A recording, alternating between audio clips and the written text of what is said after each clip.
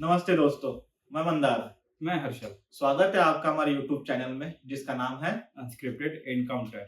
दोस्तों हम आपके सामने ऐसे विषय लेकर आ रहे हैं जो आज भारत में ट्रेंड पे है। पहला है वक्फ बोर्ड, दूसरा UCC और वन नेशन और वन इलेक्शन। इन तीन विषयों पर चर्चा करने के लिए जो वक्ता हमारे साथ आज के स्टूडियो में मौजूद है उनका नाम है रविशंकर मोर, जो पिछले 25 सालों से शिक्षण इस क्षेत्र में काम कर रहे हैं और तत्काल में वो नागपुर के विद्यापीठ के डॉक्टर बाबा साहब आम्बेडकर लॉ कॉलेज में प्रिंसिपल इस नाते काम कर रहे हैं। इस चर्चा में हमने पाया कि बहुत ऐसे जो विषय थे, वक्फ बोर्ड, वन नेशन और वन इलेक्शन और UCC, ये जो आपके कंसेप्ट क्लियर करने वाली चर्चा इस एपिसोड में होने वाली है। मेरी आपसे यही विनती रहेगी कि आप ये एपिसोड पूरा देखें और पसंद आने पर लाइक करें, सब्सक्राइब करें और शेयर भी करें। तो अभी तो पार्लियामेंट कमिटी ने, जैसे कि गवर्नमेंट ने उसे लागू करने की सिफारिश कर दी है। राष्ट्रपति माननीय रामनाथ जी कोविंद, उनके अध्यक्षता में एक इम्पावर्ड कमेटी बनाई गई थी कि क्या देश में एक साथ चुनाव हो सकते हैं, यानी केंद्र सरकार के चुनाव और राज्य सरकार के।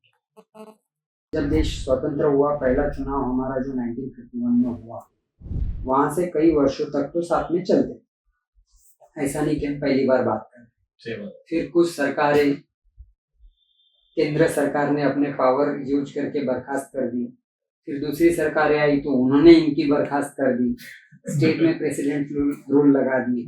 ऐसा अगर इतिहास देखे तो करीबन 100 बार देश में इस प्रकार से अधिकारों का दुरुपयोग हुआ।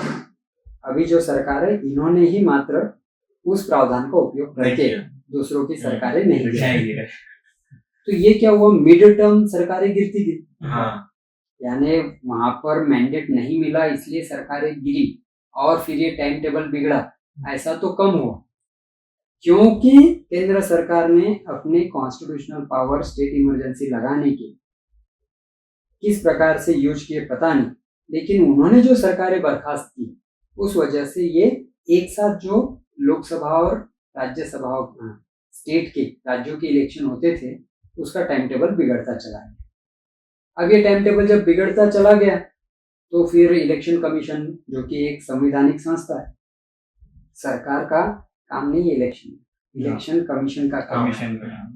और ये जो सारी सुधारणा है ये इलेक्शन कमीशन चाहता है, इसलिए हो गई। अच्छा, ये सरकारों की नहीं। और इसमें रिलीजियस या कोई और दूसरा एंगल नहीं। इसका एक ही उपयोगिता है कि फाइनेंसेस, यानी एक तो इलेक्शन लेने का खर्चा बारंबार होता है, और दूसरा जैसे ही इलेक्शन घोषित होते हैं आचार संहिता, कोड ऑफ कंडक्ट लागू हो जाता है, और सरकार उन प्रदेशों में जहां पर कोड ऑफ कंडक्ट है वहां पर विकास के कार्यों को रोकना पड़ता है, क्योंकि इसका असर आप इलेक्शन में उसका फायदा उठाने के लिए लेना चाहते हैं। तो विकास कार्यों पर इलेक्शन, बार बार जो इलेक्शन होते हैं उसका असर होता है, और देश में बार बार इलेक्शन लेने में खर्च बहुत अधिक होता है। ये सारा पैसा तुम्हारा हमारा है, पब्लिक मनी। तो फाइनेंशियल एस्पेक्ट ही सिर्फ वन नेशन वन इलेक्शन के कंसेप्ट के पीछे है। लेकिन लोकसभा का चुनाव अलग मुद्दों पे रहता है, राज्यों का चुनाव अलग मुद्दों पे रहता है, म्युनिसिपल कॉर्पोरेशन का चुनाव अलग मुद्दे पे रहता है। हर चुनाव के अलग अलग उम्मीदवार रहेंगे, तो कहीं ना कहीं ये मुद्दों का मिश्रण होगा। देश तो एक ही है ना। देश का विकास ये तो केंद्र बिंदु है। राज्य क्या केंद्र से अलग है क्या? केंद्र की तो अपनी कोई सत्ता नहीं होती, राज्यों का समूह मिलकर ही केंद्र सरकार बनती है। तो केंद्र सरकार जो विकास करना चाहती है वो राज्यों का ही करना चाहती है। केंद्र विकास करेंगे तो किसका करेंगे? राज्यों का ही करेंगे। तो चर्चा करने के लिए ये ठीक है कि केंद्र के विषय अलग होते हैं, राज्य के विषय अलग होते हैं, क्योंकि पार्लियामेंट के कानून बनाने के पावर्स कुछ विषयों पर है, राज्य सरकारों के कुछ विषयों पर है। लेकिन जब इलेक्शन की बात आती है तो मुझे नहीं लगता कि केंद्र के इलेक्शन और राज्य के इलेक्शन एक साथ होने से कुछ देश का, अगर मैं वाइडर पिक्चर में सोचूं, क्योंकि इलेक्शन तो देश के लिए है, केंद्र सरकार भी देश के लिए, राज्य सरकार भी अपने राज्य के लिए, जो कि देश का हिस्सा है। तो दोनों इलेक्शन साथ में होने से उम्मीदवार को अपनी बात समझाने में कुछ कठिनाई होंगी, ऐसा आपको लगता है? मुझे नहीं लगता। जो उसमें रिसर्च की गई तो उसमें रिसर्च में ऐसा क्या लिखा गया, अगर ऐसा सिचुएशन बनती है कि एक साथ सब चुनाव हो गए लेकिन कई 1-1.5 साल बाद जो विधानसभा का गवर्नमेंट है वो गिर जाती है, बहुमत नहीं मिलता है, ऐसा कुछ तो भी चुनौती आती है कि सरकार गिर गई, तो उसमें क्या प्रावधान रहेगा कि कैसा होगा उसमें? अभी उस पर चर्चा चल रही है। अच्छा। अभी जो रिपोर्ट आया वो तो मुझे पढ़ने नहीं मिला है, लेकिन जो प्रिलिमिनरी चर्चा मैंने सुनी उसमें बाय एंड लार्ज एक साथ लेंगे। एक्सेप्शन तो हर रूल को होता है, यानी नेचर भी जो चीजें बनाता है उसमें भी एक्सेप्शन बन जाते हैं। यानी जो फल सिंगल लगता है बैंगन, कई बार 2 फल एक साथ लग जाते हैं। तो 1 नेशन 1 इलेक्शन है, इसका मतलब कभी भी दोबारा इलेक्शन नहीं होंगे, ऐसी बात नहीं है। लेकिन बाय एंड लार्ज अगर 6 महीने बाद कहीं पर टर्म समाप्त हो रही है, 6 महीने पहले हो गई है, तो जहाँ 6 महीने पहले सरकार का टर्म समाप्त हो रहा है उसको 6 महीने बढ़ाकर या कोई व्यवस्था अंतरिम व्यवस्था करके लोकसभा के साथ ही होना चाहिए। तो ऐसी व्यवस्था की कोशिश है, यानी ये कोई ऐसी पत्थर पर लिखी हुई लाइन नहीं होंगी कि फिर से इलेक्शन होना ही नहीं है। ऐसा नहीं है। ये लोकतंत्र से चलने वाला देश है और लोकतंत्र का आधार जो है वो इलेक्शन है, और मुझे नहीं लगता कि कोई भी ऐसा कानून आएगा कि जिससे हमारा लोकतांत्रिक अधिकार, अगर सरकार नहीं बनी है तो कुछ न कुछ वे आउट निकलेगा और जनता की चुनी हुई सरकार ही चलेगी।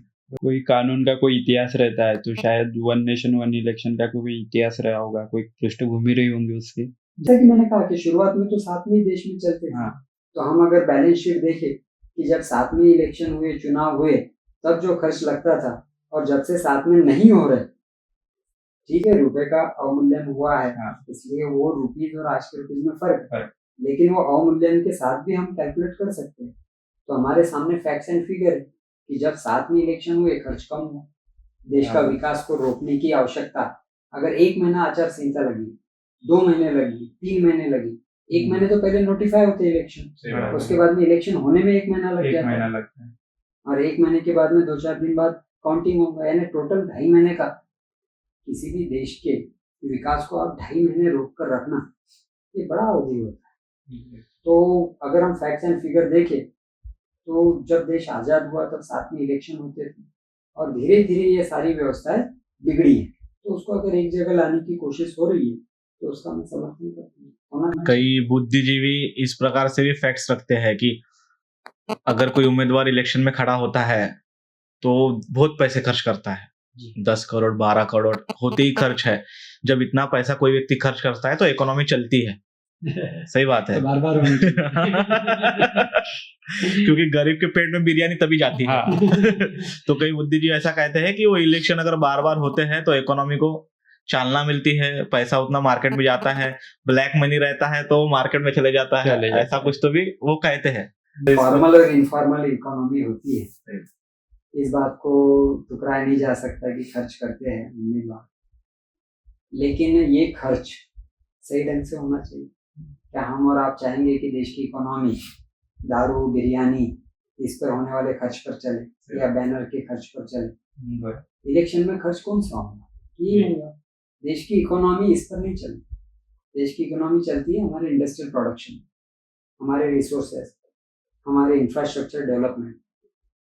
इंफ्रास्ट्रक्चर होगा तो इन्वेस्टमेंट आएगा, इन्वेस्टमेंट आएगा तो प्रोडक्शन होगा, प्रोडक्शन होगा तो प्रॉफिट होगा, और तब जाकर देश की इकोनॉमी चलेगा। इलेक्शन में होने वाले खर्च पर, ब्लैक मनी वाले, उस पर देश की इकोनॉमी नहीं चलती, वो नुकसान है देश। 1 नेशन 1 इलेक्शन अन्य देशों में कहीं पे चलता है? अन्य देशों में अगर हम देखिए अमेरिका की, तो वहां पर कैसा है कि प्रेसिडेंशियल फॉर्म ऑफ गवर्नमेंट, वहाँ इलेक्शन चलते हैं 1.5 से 2 साल, एक स्टेट में इलेक्शन होते रहते हैं। अच्छा, और एक स्टेट का इलेक्शन होगा, वहां से फिर वो जो चुन कर आएंगे वो लोग प्रेसिडेंट में अपना मतदान करेंगे। कहने का मतलब वहां की तुलना यहाँ से नहीं कर सकते। हमारा जो फेडरेशन है, केंद्र और राज्य, और हमारा केंद्र और राज्य ऑस्ट्रेलिया जैसा फेडरेशन नहीं है कि जहाँ स्टेट चाहे तो इंडिपेंडेंट हो जाए। तो एक यूनिक व्यवस्था जब भारत के संविधान ने निर्माण की है कि जहाँ पर राज्य भी है केंद्र भी है, लेकिन राज्य को ऐसे कोई अधिकार नहीं है कि वो केंद्र से कभी अलग हो पाए, तो ये पूरी तरह से फेडरेशन भी नहीं है, और इसलिए यहाँ पर जो व्यवस्था है वो यूनिक है, और इसलिए आपको दुनिया में ऐसा कहीं उदाहरण कंपैरिजन करने का मौका नहीं है कि 1 नेशन 1 इलेक्शन को आप किसी और देश से तुलनात्मक कर सकें. We are not that federation as Australia is. It is not the scene कि जहाँ पर states have come together to form the United States of America. कि जहाँ 50 स्टेट इकट्ठा हुए, उन्होंने एग्रीमेंट किया और फिर देश बन गया. ऐसी कोई व्यवस्था इस देश में कभी थी नहीं. हमने राज्य जो बनाए वो हमने एक एडमिनिस्ट्रेटिव यूनिट, ताकि कोने में रहने वाले लास्ट मैन तक विकास की गंगा पहुंच सके, इसलिए हमने राज्यों की निर्मित की. तो यहाँ का राज्य संघ और हमारा फेडरेशन ये एक यूनिक होने की वजह से इस व्यवस्था को कंपैरिजन करने के लिए दूसरे उदाहरण हमारे पास नहीं. जैसे कि कैबिनेट ने अभी तो मंजूरी दे दी है, तो अगला कदम क्या रहेगा कि इसको फिर से पार्लियामेंट में आएगा, कानून आएगा और कानून आकर उस पर चर्चा होगी और हर प्रावधान पे चर्चा होगी. जैसा कि आपने कहा कि प्रेडिक्टेबिलिटी ऑफ डिफरेंट सिचुएशन, फिर उसमें क्या सोल्यूशन होगा वो सारा हो. अभी जो रिप्रेजेंटेशन ऑफ पीपल्स एक्ट है उसमें सुधार ना करेंगे. अगर ब्रॉडर पिक्चर पे देखा जाए तो मेरा अलग सवाल है कि अभी हमने सोशल मीडिया पे पिक्चर देखी कि मोदी जी हमारे सुप्रीम कोर्ट के जो जज हैं उनके घर में गए थे, तो वो पिक्चर जब आउट हुई, वायरल हुई, तो उसके ऊपर बहुत लोगों के कमेंट्स आए कि ऐसा नहीं करना चाहिए, कंट्रोवर्सी हो गई. तो ऐसा कुछ होता है क्या कि प्राइम मिनिस्टर कहीं ना कहीं सुप्रीम कोर्ट के इश्यूज के ऊपर या फिर रिजल्ट के ऊपर अपना ओपिनियन देते और वो बदल जाता है? ऐसा कुछ नहीं है. ऐसा डर विरोधी पक्ष को लगने लगा है. क्या मोदी जी गणेश जी की पूजा में मिनिस्टर के घर गए, ये कोई एक ही मौका है क्या कि जहां दो नेता या फिर दो कॉन्स्टिट्यूशनल हेड एक जगह बैठे होंगे? आए दिन आपको अलग अलग कार्यक्रमों में दोनों इकट्ठा बैठे हुए आपको दिखाई देते हैं और आवश्यकता हो तो दोनों एक दूसरे से बात भी करते हैं. Both are holding the constitutional position. तो उनके मिलने मिलाने से किसी को ये भय, तो ये तो राजनीतिक रोटियां सेकने का प्रयास है. ऐसा कुछ होता नहीं. लोगों को भटकाने का तो प्रयत्न नहीं है कि पूरी तरह से लोगों को हाँ, भरमाने का, भटकाने का प्रयास है. इसमें कुछ भी सत्यता नहीं, ऐसा कुछ नहीं होता. तो दोस्तों, जैसे कि आपने हमारी पूरी चर्चा सुनी, तो हमारा यही प्रयास रहा है कि हम जो जो विषय को लेकर बात किए वो विषय आपको अच्छे से समझे. आपके विचार उसमें आप जरूर हमें कमेंट सेक्शन में बताइए कि हमें पता चले कि आप इसमें क्या सोचते हैं. धन्यवाद.